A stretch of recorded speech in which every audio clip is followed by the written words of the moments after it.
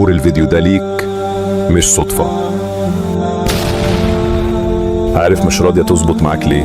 حاسس انك تعبان ونفسك في حاجات كتير ومش عارف توصل لأي حاجة عشان انت اللي مش عاوز الدواء. تخيل لو انت قابلت اغنى راجل في العالم وقالك نفسك فيه ايه، وقعدت تقوله على كل اللي نفسك فيه.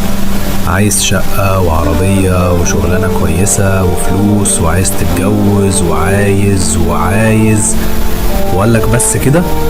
بسيطة، عدي عليا وخد اللي انت عايزه. وانت اللي ما روحتش، مين اللي هيخسر ومين اللي هيندم؟ طب لو نفس الراجل الغني كل ما ينزل المنطقة بتاعتك يلاقي 4 أو 5 هم اللي في استقباله، طب ما يحب يهادي حد هيهادي مين؟ أكيد من الناس اللي دايما في استقباله. ولله المثل الأعلى، ربنا كل ليلة بيتنزل تنزل يليق بيه ويقولك: هل من مستغفر فأغفر له؟ هل من له حاجة فأقضيها له؟ مفيش حد عايز حاجة أعملها له؟ وده كل ليلة.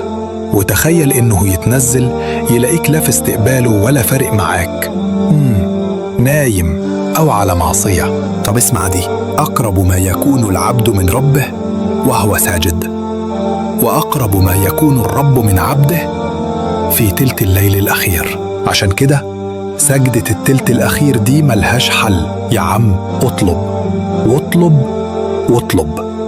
ربنا كريم، ما تقولش أصل أنا ما استاهلش، هو بيدلك علشان هو كريم. طب تعال نشوف عطاء ربنا للصالحين. يا جماعة، هو ربنا اتغير؟ هو نفس الإله اللي نجى إبراهيم من النار، ونفس الإله اللي نجى يونس من بطن الحوت. ما يديكش انت ليه؟ طلبك صعب يعني؟ هو صعب عليك انت، إنما عليه هين. طب تعال نشوف الأنبياء. سيدنا سليمان لما قال: رب اغفر لي وهب لي ملكا لا ينبغي لأحد من بعدي. وسيدنا زكريا ربنا رزقه سيدنا يحيى بدعوتين. انت بتعبد رب كريم، وأحب حاجة لربنا إنه يديك. هو سمى نفسه كده المجيب. الإمام أحمد اتسأل: